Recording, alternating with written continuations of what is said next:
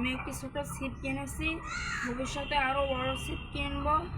আমার শখ ছিল বলে কিনেছি। পরীক্ষা শেষ হয়ে যাবে, তারপরে গ্রামে গিয়ে আপনাদের মাছ ধরা ভিডিও দিব। 5 নম্বর বড়শি 2 টাকা গিয়েছি, খুলে দেখা একটু।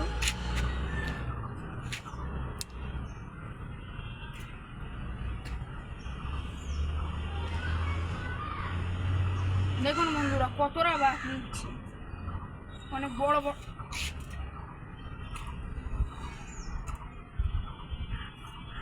অনেক ঝামেলা এসে, বাসার ছিপ কেনা ভালো বন্ধুরা, কি নিজা বুঝলাম।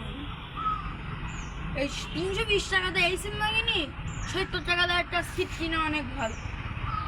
এর চাইতে বড় কিন্তু কি এটা একটু সুন্দর দেখাইবে দেখি।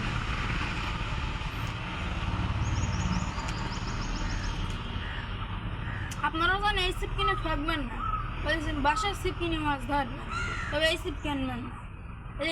এই পাটটা এর মধ্যে ঢুকে যেত, তো এখন আর ঢকছে না। কি সমস্যা, এর ব্যাগে আর ঢকছে না, কি অসুবিধা।